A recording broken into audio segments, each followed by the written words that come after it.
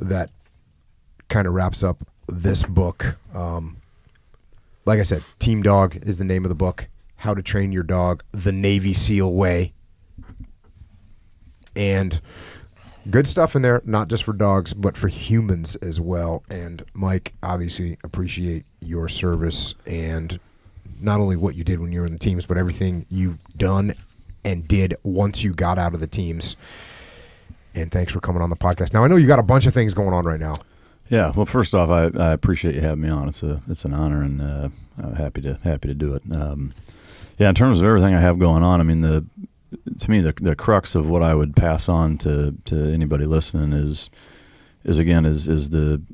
really trying to get to the root core of communicating with your dog, and to me, if nothing else, let it be an experiment and practice for the rest of your relationships, because it does transpire or transcend rather, just training a dog. But the online training, just a month-by-month deal. You can go to teamdog.pet to check that out. It's teamdog.pet. And that's where you have online training where people can learn to solve these problems that they have with their dog, build a good relationship with their dog, and train their dog. Yeah, it's a monthly lesson. It's a cumulative process. It starts out just like everything we talked about, building the relationship first, shaping and reinforcing behavior, and then working on extinguishing things, correcting problems, etc.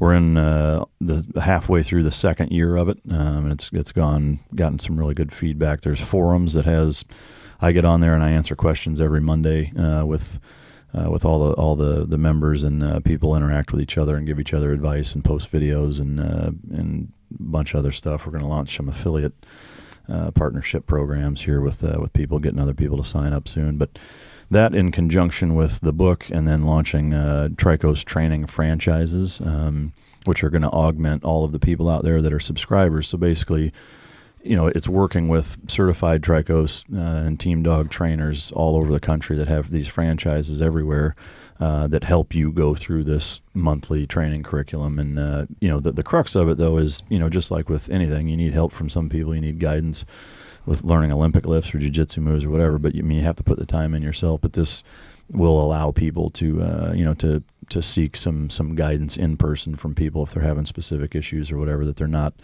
able to get from the online stuff. But we've had just overwhelming positive feedback on success story after success story. These 65-year-old grandmothers that have their Labradoodle out there, healing and walking around dog parks and stuff, and they're just loving it. It's pretty awesome. But so that's kind of the big thing. And you talked about Tricos. I don't even know if we talked about Tricos yet. Tricos is the company that you formed up while you were still in? No.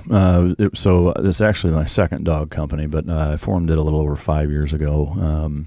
And it's the crux of it is personal protection dogs, police dogs, military dogs. We do sell a fair number of dogs to private individuals for the personal protection aspect, and that's kind of what it was born and bred out of, in conjunction with putting on a lot of police seminars and selling police dogs and teaching at conferences and stuff like that.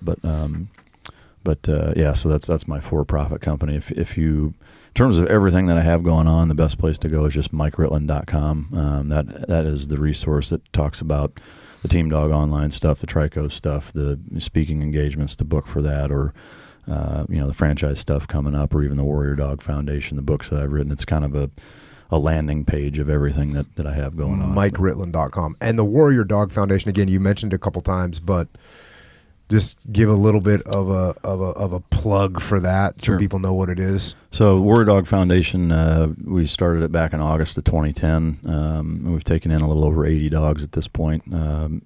Started off with just doing special operations dogs, be it SEAL dogs, Rangers, whatever.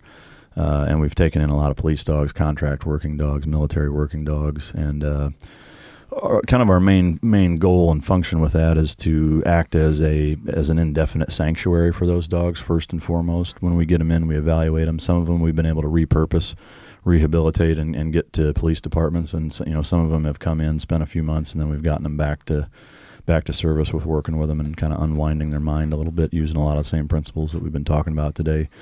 But more than anything is that, these dogs are at that kind of where their last resort. They were going to get the blue juice here within days, and we step in and take them and either just continually try to rehabilitate them to where we can either rehome them to a civilian application or another police department or whatever, or we just let them live out their life, be a dog, have fun, chase balls, and run around the woods and hang out and retire out to pasture, so to speak. But warriordogfoundation.org is the website for that if you want to check it out. And of course, we're always gracious and appreciative of any support.